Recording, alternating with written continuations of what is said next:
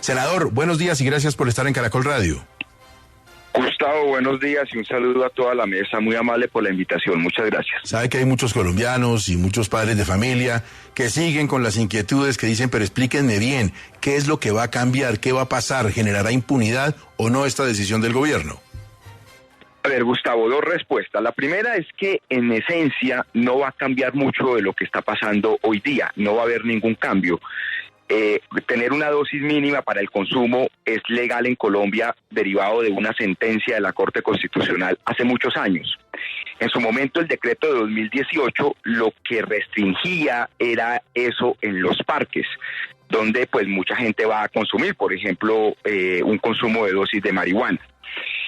Ahorita lo que hace el presidente, basándose, dice él, el decreto que sale en la Corte Constitucional es que dice, pues sí, es que es legal el consumo de la dosis mínima, no hay ninguna justificación legal para prohibirla en consumo de parques, entonces eso se quita. Pero hoy en día muchos de los parques están llenos de consumidores, entonces no va a cambiar en nada. Segunda parte de la respuesta. En todo caso, los alcaldes tienen las facultades, también dicho por la Corte Constitucional, de reglamentar o ordenar la forma como ellos creen que eso debe funcionar. Es decir, es posible, por ejemplo, Medellín es una ciudad donde se consume mucha marihuana, que el nuevo alcalde diga en tales parques o en estos parques o en el parque de este tamaño no se podrá y la policía podrá actuar. Termino con esto, Gustavo. El problema que tenemos hoy, hay dos problemas diferentes. El primer problema es el tráfico el microtráfico de ese tipo de drogas. Entonces, esto lleva a que la policía se concentre ahí, no en perseguir al consumidor, que al final no es la parte más importante de la cadena. Entonces, esto se requiere mucha inteligencia, yo lo decía, y el problema es que muchos de los traficantes hoy en día van y venden 2 papeletas en un parque y luego van y recargan y así sucesivamente se hacen pasar por consumidores. Eso requiere inteligencia. Y el otro tema clave es que efectivamente muchos de los consumidores son trasladados a las antiguas UPJs o CTP, Centros de Traslado por Protección, y eso pues va a llevar a una descongestión si muchas alcaldías pues no van a reglamentar esto en los parques.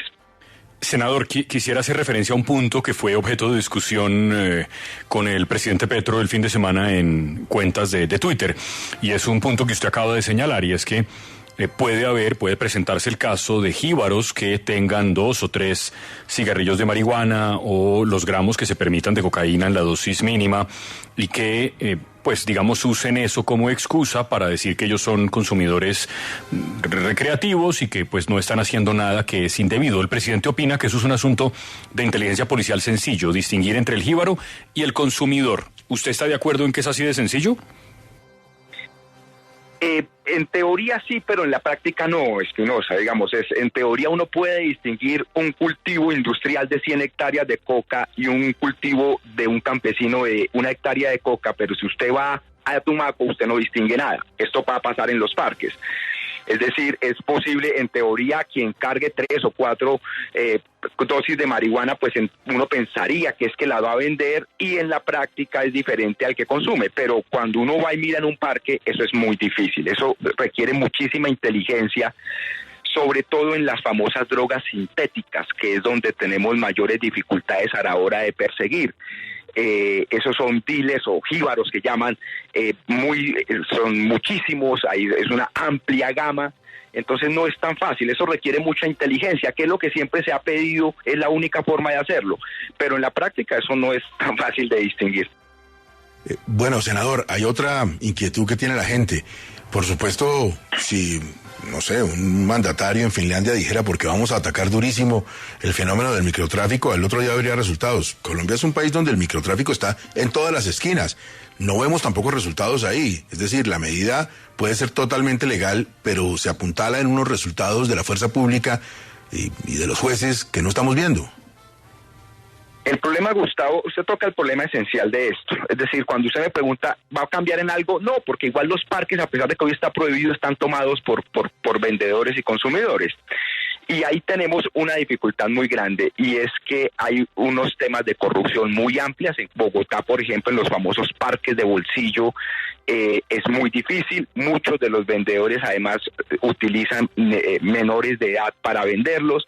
Entonces, el problema con esto es que este es un debate legal, pero el mercado del microtráfico sigue y sigue aumentando. Entonces, si no hay eficiencia en este momento de la fuerza pública, lo que va a seguir es agravándose el problema como ha venido agravándose los últimos 4 o 5 años sin ningún problema.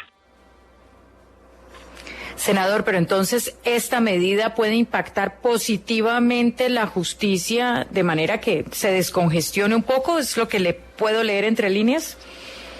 Yo no creo que positivamente, va a haber unos cambios. Yo creo que pueden haber 3 cambios fundamentales. Los CTPs o antiguas UPJs se van a descongestionar porque pues ya no van a llevar consumidores allá si los alcaldes no reglamentan eso.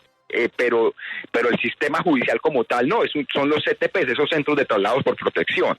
Lo segundo, esto tendría que llevar a la policía a cambiar la estrategia y en lugar de buscar consumidores, a buscar traficantes, es lo que cambia. Y lo tercero, que seguramente muchos alcaldes, lo que vamos a tener de ahora en adelante, pues ya lo han dicho en redes sociales, es que van a crear formas en cómo van a regular ese consumo de las dosis mínimas en espacios públicos y eso puede llevar a unas zonas de consumo y otras zonas no sé cómo lo van a hacer cada alcaldía, es lo que va a cambiar, es lo que yo creo que podría cambiar, pero si esto mejora o no, solo el tiempo lo dirá si va a mejorar la eficacia de la policía o la del sistema judicial, pero eso es lo que cambia. Doctor Aguilar, buenos días. Hay un interesante debate en materia de seguridad pública, tema en el que usted ciertamente es gran experto. Y hay otros países que han tendido, por ejemplo, a medidas que de alguna forma no desdeñen, no vayan en contra de la libertad ciudadana del consumidor, pero de otro lado también que no desprotejan al otro ciudadano y si se quieren zonas cercanas a los colegios.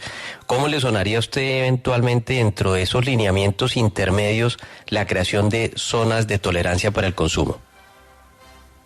Sobre esto, doctor Herrera, decir lo siguiente. El problema de consumo de todo tipo de sustancias psicoactivas ha crecido en todo el mundo y Colombia no es la excepción. Con regulaciones restrictivas y no tan restrictivas, esto ha crecido.